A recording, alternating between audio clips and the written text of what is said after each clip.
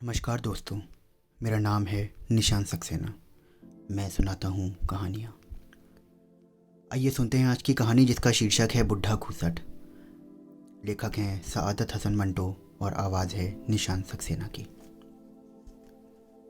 यह विश्व युद्ध के खात्मे के बाद की बात है, जब मेरा सबसे प्रिय दोस्त lieutenant colonel Mohammed Saleem Shaikh Iran, Iraq और दूसरे मोर्चों से होता हुआ बम्बई पहुँचा। उसको अच्छी तरह मालूम था कि मेरा फ्लैट कहाँ है। हमने कभी कभार पत्र व्यवहार भी होता रहता था, लेकिन उससे कुछ मज़ा नहीं आता था, इसलिए कि हर खत सेंसर होता था, चाहे वह इधर से जाए या उधर से आए। अजीब मुसीबत थी। मगर अब उन मुसीबतों का जिक्र क्या करना। बॉम्बे के बीबी एंड CIA के टर्मिनल पर उसकी पोस्टिंग हुई। यह वक्त वह सिर्फ लेफ्टिनेंट था। हम दोनों लंबे चौड़े रेलवे स्टेशन के बुफे में बैठ गए और दोपहर के 12-1 बजे तक ठंडी ठंडी बियर पीते रहे।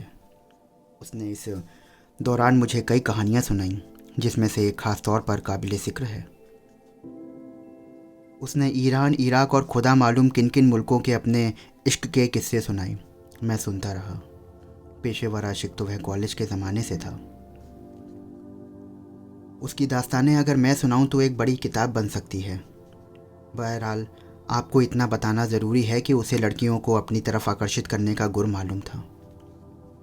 गॉर्डन कॉलेज रावलपिंडी में वह राजा इंद्र था। उसके दरबार में वहाँ की तमाम परियां मुजरा किया करती थीं। खूबसूरत था, काफ़ी खूबसूरत, मगर हुस्न मर्दाना हुस्न था। पतली नुकीली नाक जो यकीनन अपना काम कर जाती होगी। छोटे छोटे गहरे मुसले रंग की आंखें जो उसके चेहरे पर सज गई थीं। बड़ी होती तो शायद उसके चेहरे की सारी कोशिश मारी जाती। वह एक खिलंदरा था। जिस तरह लॉर्ड बायरन सिर्फ कुछ अरसे के लिए किसी से दिलचस्पी लेता था और फिर उसे छोड़कर आगे बढ़ जाता, जैसे वह उसकी ज़िंदगी में कभी आई ना हो, इसी तरह का सलूक वह अपने जाल में फंसी हुई लड़कियों से करता। मुझे उसका यह रवैया पसंद नहीं था कि वह मेरी नज़र में बहुत क्रूर था, मगर वह बेपरवाह था। कहा था कि मेरी नज़र से कि उल्लू के पट्टे गालिब पड़ो। वो क्या कहता है, उसे मूल पाठ याद नहीं रहता था, मगर उसका मतलब अपने शब्दों में बता दिया करता था। वो कहता है, वही शाख है तौबा और जन्नत में वही एक हूर वल्ला।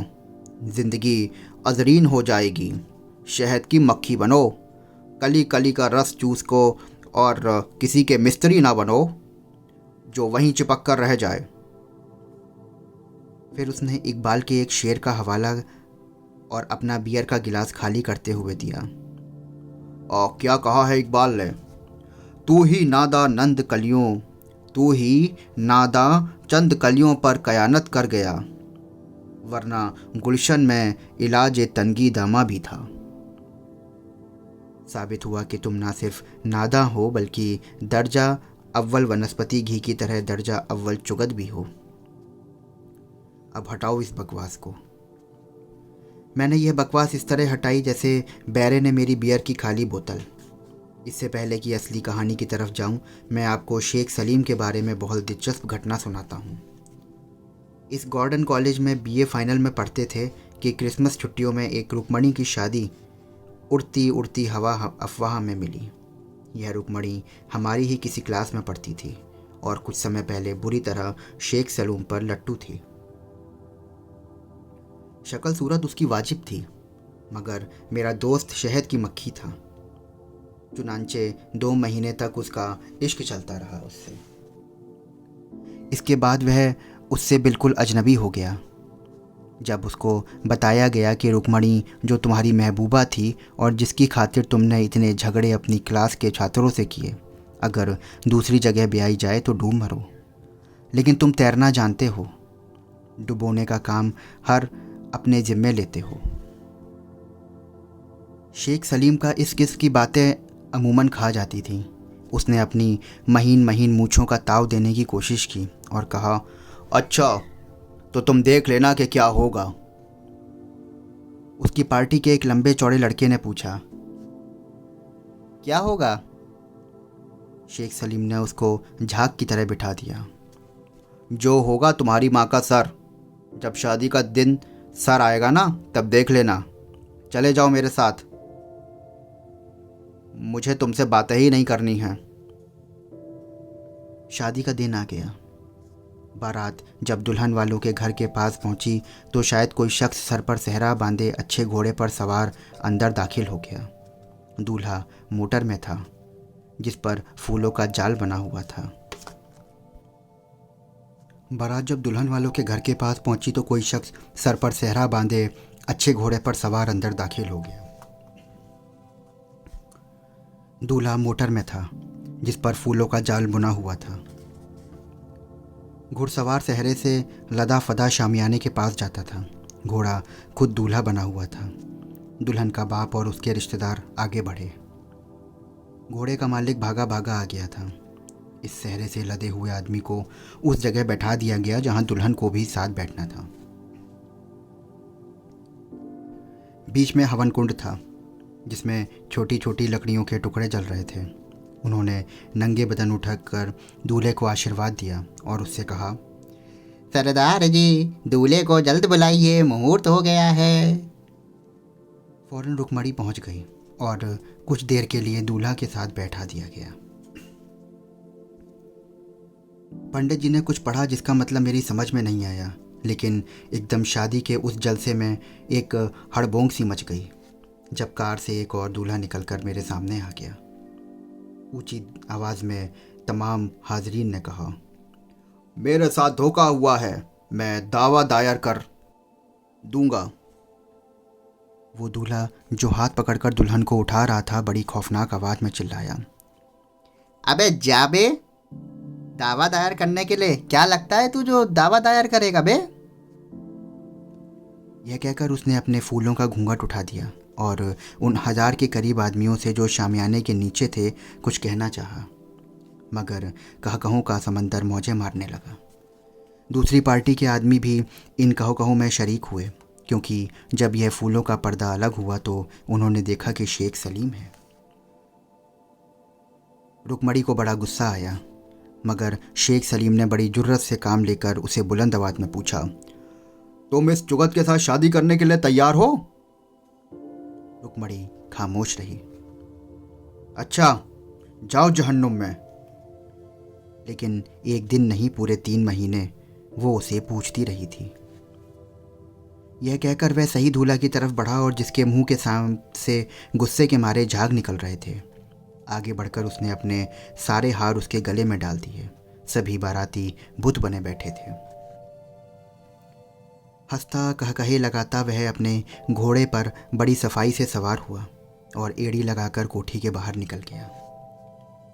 घोड़े से उतरकर हम दूर निकल गए थे, इसलिए कि मैं उसके पीछे घोड़ी सी तेज़ रफ्तार से भागा।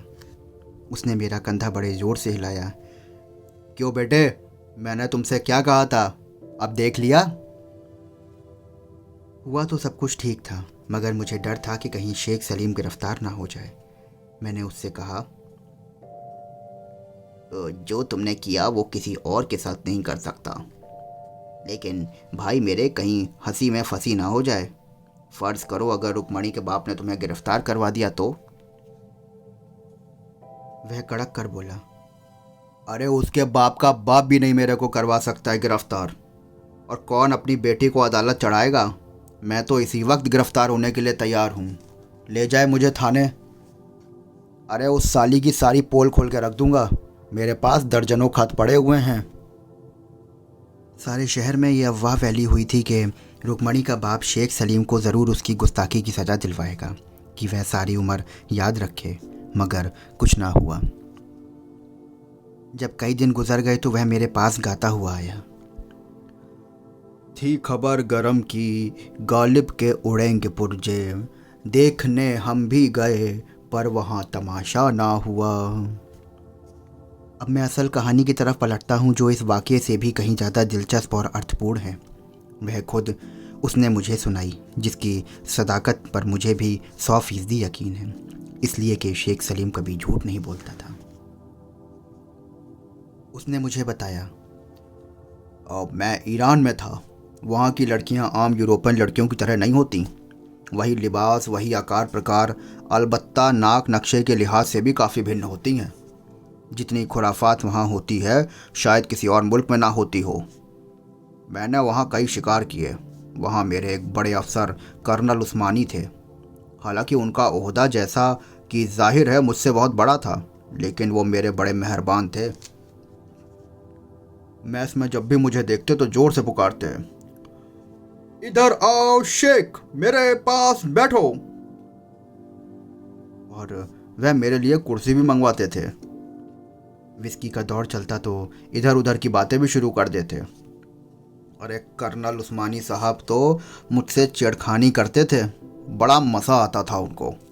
और जब वो कोई फिक्रा मुझ पर चुस्त करते तो बड़े खुश होते। खासी बड़ी उम्र के थे। इसके अलावा बड़े अफसर और मैं खामोश रहता था। उनको उन पुलिस्तानी नर्सों में बड़ी दिलचस्पी थी जो वहाँ एम्बुलेंस कोर में काम करती थीं। ये पुलिस्तानी लड़कियाँ बला की मजबूत होती हैं। ये छोटी मोटी सफ़ेद पुलिस्तानी लड़कियाँ और बड़ी मजबूत छातियाँ और सेहतमंद चौड़े गोश्त से भरे हुए, जिनमें सख्ती हो, लोहे जैसी सख्ती। अरे मेरी दोस्त थी। जब मैं आयरीन से मिला तो मैं सब कुछ भूल गया। अरे सारे ईरान को भूल गया था सादत भाई। बड़ी सिफ्तें थी।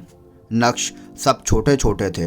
अगर तुम उसकी छातियों और पिंडलियों की ओर दृष्टि रखते तो तुम यही समझते कि उसके हाथ डबल रोटी की तरह होंगे।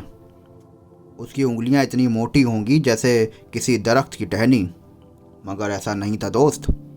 उसके हाथ बड़े नरमो नाजुक थे और उसकी उंगलियां, तुम ये समझ लो कि चुगताई की बनी तस्वीरों की मरूकती नहीं, मगर पतली पतली थी। मैं तो उस पर लट्टू हो गया था। अरे चंद रोज की मुलाकातों में ही मेरे संबंध बेतकल्लुफी की हद तक बढ़ गए थे। यहाँ पहुंचकर शेख रुक गया। एक नया पैक गले गिलास में डाला और सोडा निकालकर गटगट पी गया। अरे भाई, अब ना याद कराओ ये किस्सा, मैंने उससे कहा। लेफ्टिनेंट साहब, अपने खुद ही तो शुरू किया था ये सब। उसने माथे पर तोड़ी चढ़ाकर मेरी तरफ देखा। एक और पैग अपने गिलास में डाला और 3-4 पैग जो बोतल में बाकी बच गए थे इत्तेफाक से मेरे गिलास में डाले और खुद सूखी, जिसे अंग्रेजी में नीट कहते हैं, पी गया और खांस खास कर अपना बुरा हाल कर लिया। अरे लानत हो यार तुम पर। मुझ पर लानत क्यों भेज रहे हो भाई? उसकी खांसी अब बंद हो गई थी और वह रुमाल से अपना मुंह पोंछ रहा था। अरे कुछ ना पूछो मेरी जान। दूसरे दिन रात को कर्नल साहब से मेरी मुलाकात हुई। अरे उन्होंने बड़े व्यंग में कहा, कहो साहबजादे, मुझे बुढ़ा कहते हो, पर तुमने वो कहावत सुनी है, नया 1 दिन और पुराना 100 दिन। तो भैया मैंने तो उनसे अर्ज कर दिया कि कर्नल साहब, मेरा और आपका क्या मुकाबला। मगर मैंने दिल ही दिल में सोचा दोस्त कि ये कमबख्त इस हकीकत से अब तक अनजान है कि कब्र में पांव लटकाए बैठा है और इश्क फरमा रहा है। मैं तो भैया खुदा की कसम इस उम्र में पहुंचूंगा तो खुदकुशी कर लूंगा। इस मुंह के साथ जिसमें आधी बनावटी दांत हैं, मेरी आयरीन पर निगाह लगाए बैठा है। कर्नल होगा अपने घर का। इससे कभी फिर उसकी बात की तो ऐसा घूंसा जमाऊंगा कि उसकी सूखी गर्दन पर मनका बाहर आ जाएगा। देर तक उसे बुढ़े खूसट से आयरीन निहाती प्यारी और आयरीन के बारे में बातें होती रहीं और वह व्यंग करने से बाज ना आया। विस्की का चौथा दौर चल रहा था। मैंने अपने होठों पर बड़ी फरमाबरदार किस्म की मुस्कुराहट पैदा की और उससे कहा, कर्नल साहब, जो आपको बुढ़ा कहे वो खुद बुढ़ा है। आप तो माशाअल्लाह धान पान हैं।